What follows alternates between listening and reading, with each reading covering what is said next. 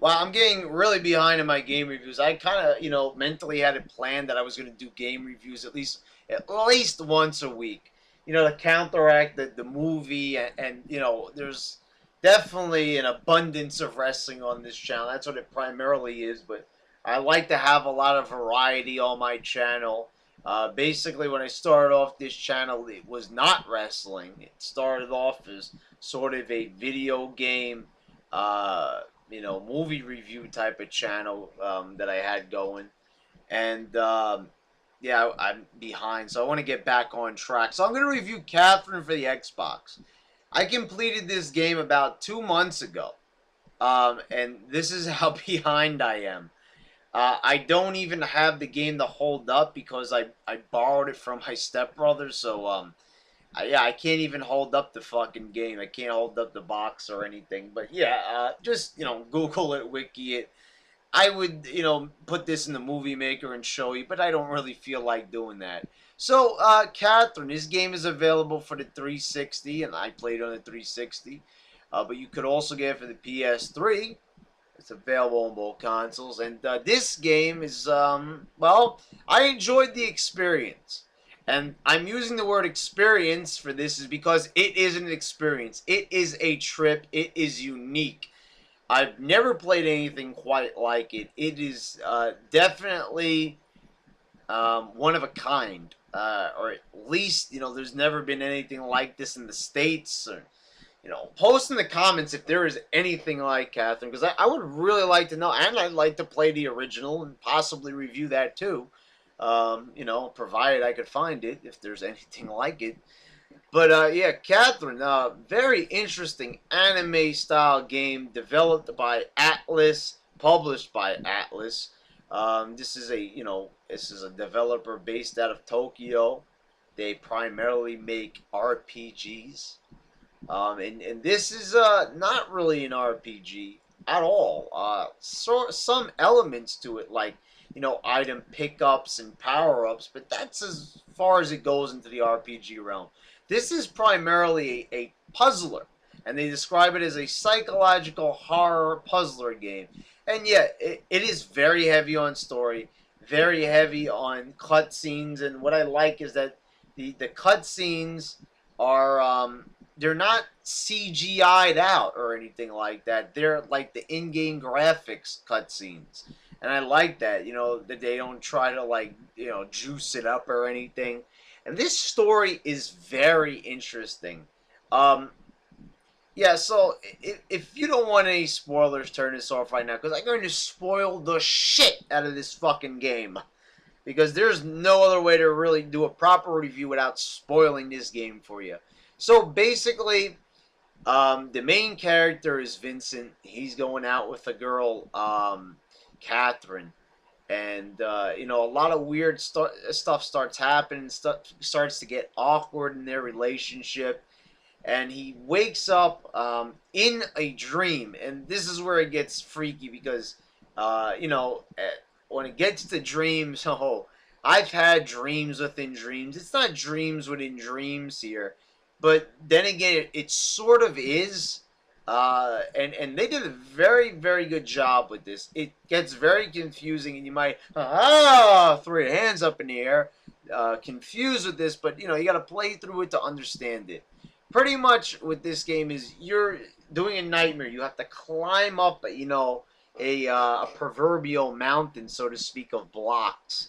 You have to move these blocks into a situation where you can ascend the structure, and that sounds pretty fucking boring when you describe it. But when you actually start playing this, if you even watch a friend or somebody playing this, it's not really going to capture your eye. It's not really going to excite you or anything. The graphics aren't splendid or anything. I praise them for not using CGI for a change, but the graphics are really nothing special. They really could have been accomplished on the original Xbox.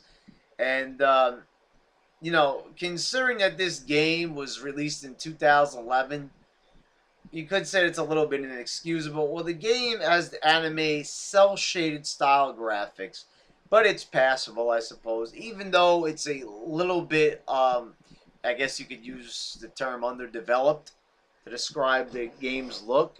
But it's not really about graphics. Graphics don't make the game. But anyway, so this is basically the nightmare. You have to climb to the cathedral.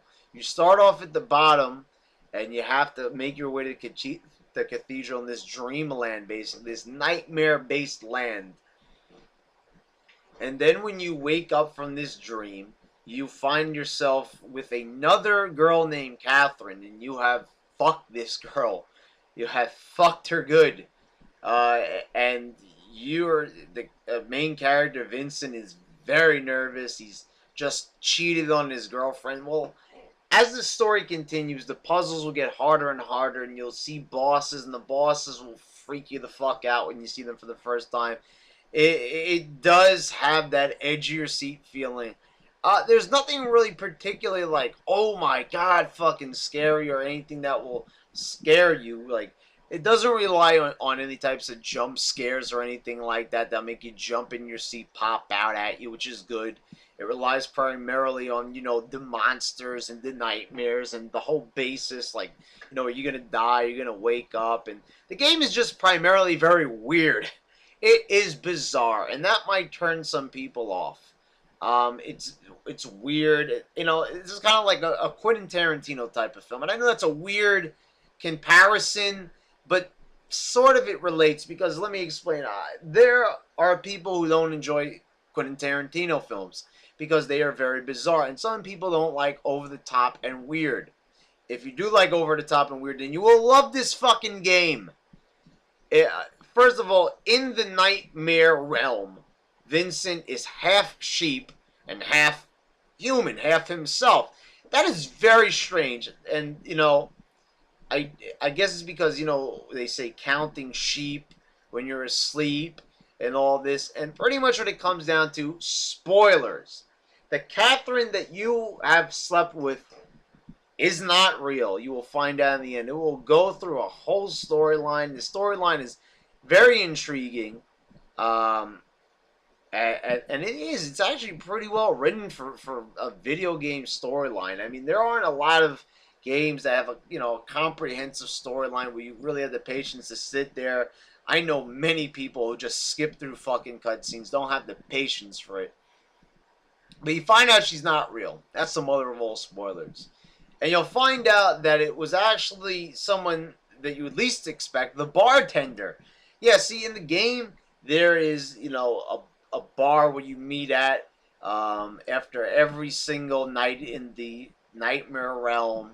And you're going to talk to all the side characters, and you'll find out that this nightmare is actually a shared dream, which is something that is, I love that. That's been explored in some movies recently. Shared dreams, one person dream about something while another is, and that's pretty freaky. And that is definitely a good story arc, and to build upon this game. And so anyway, it's the bartender who does that, and he's basically trying to weed out all the unfit husbands. See, with this psycho bartender wants to weed out all the men who are cheating on their women. He wants them to get married, have babies, and contribute to procreation. And that is bizarre as shit. Because you will find out that he's actually a demon from the netherworld. And he is the one responsible for Vincent and all these other men having the nightmares. So the story, without to say the least, is interesting. But you definitely have to be into it. You have to like this sort of thing. It is definitely an acquired taste. Now we can talk about the gameplay. The gameplay is good. It's very good. It is addictive. And as I said, it will not really strike your eye. The graphics are not that good. The color palette for this game is, because it's the Nightmare Realm, it's not very appealing to the eye. But, gosh darn it, is fucking addictive as shit.